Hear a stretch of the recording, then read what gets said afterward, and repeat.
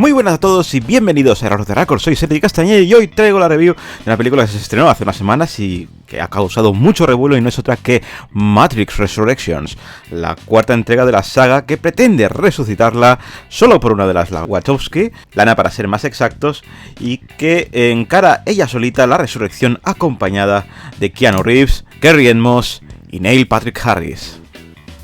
Neo vive una vida normal y corriente en San Francisco mientras su terapeuta le prescribe pastillas azules, hasta que Morfeo le ofrece una pastilla roja y vuelve a abrir su mente al mundo de Matrix. He de decir que adoro la primera Matrix, de hecho, para mí siempre está en mi top personal de las primeras. Y defendí las secuelas a pesar que los efectos especiales las hayan hecho envejecer bastante, aunque no estén a la altura de su original. Pero pese a ello tenían, la verdad, momentazos muy grandes.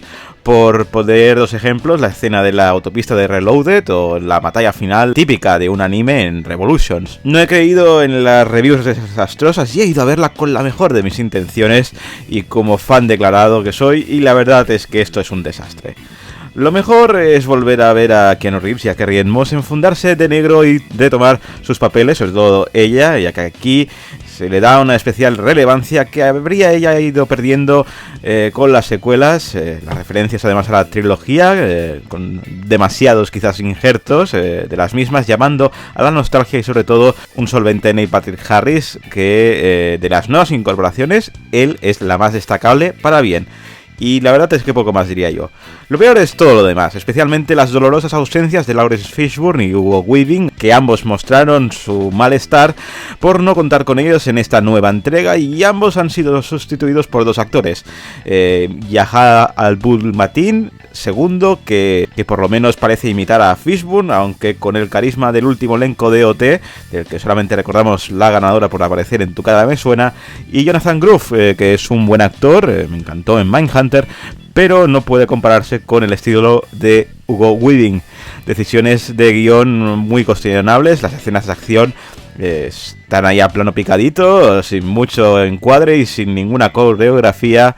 Ay, Joen Wuping, recuérdale a Lanita cómo se hace una coreografía, porfa, que parece que hace 20 años que se olvidaron de cómo coreografiar escenas, por no hablar del nerfeo de Neo, bastante injusto, y una meta referencia excesiva que lastran todavía más una trama que más que resucitar algo, la zombifican, siendo un plato de gusto para los fans menos exigentes o con buenas tragaderas o bien neófitos. Por no hablar de la metapelícula con videojuegos, sobre todo los carteles que hablan de esa metanarrativa y que casi nos insinúan de que esta película tiene sabor a mierda, por no hablar de la metanarrativa de la Warner, que quería hacer una cuarta entrega con o sin los creadores y que por ende nos da a entender que esto es un intento de para que se lo cargue otro, me lo cargo yo, y así poco elaborado, pero misión cumplida, Nanita, te has cargado la puta saga. Pero bueno, siempre habrá algún lince que diga que esto es tan revolucionario como la primera entrega. Ay, Dios mío. Ay, qué calvario, Dios mío.